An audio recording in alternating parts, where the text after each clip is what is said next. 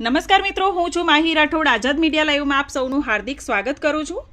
રાધનપુર તાલુકાના મહેમદાબાદ ગામના સીમાડે આવેલ ગોગા મહારાજના મંદિર ખાતે રમેલ અને યજ્ઞ યોજાયો। પાટણ જિલ્લાના રાધનપુર તાલુકાના મહેમદાબાદ ગામ ઇન્દ્રનગર સુરકાના 3 ગામના સીમાડે આવેલ ગોગા મહારાજના મંદિર ખાતે ભવ્ય રમેલ અને યજ્ઞ યોજાયો હતો। મોટી સંખ્યાની અંદર 3 ગામના લોકો ઉપસ્થિત રહ્યા હતા। આ પ્રસંગે સાધુ સંતો, રાજકીય અગ્રણીઓ પણ ઉપસ્થિત રહ્યા હતા।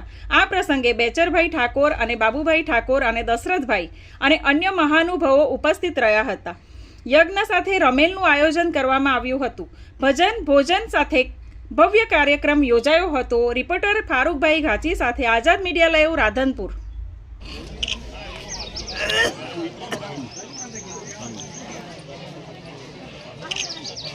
તાકો દશરથભાઈ અમે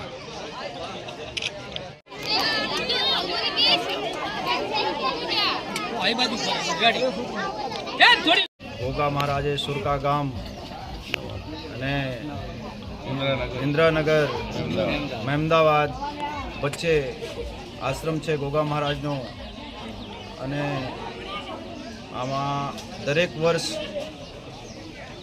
પાટોત્સવનો રમેણ રાખે છે, અને દાદાનો 3 ગામનો આટલો આશીર્વાદ મળે કે આખા જે મેળા છે બધાએ ખુશ રહે અને બધાએ લહેર કરે ગોગા મહારાજની, એવી અમારી પ્રાર્થના છે। અને પાટોત્સવનો ઉજાગરણમાં ઘણી બધી બસ્તી 3 ગામની આપણે ભેગા થાય અને બધાએ હળીમળીના ઉજાગરણ કરતા હોય છે।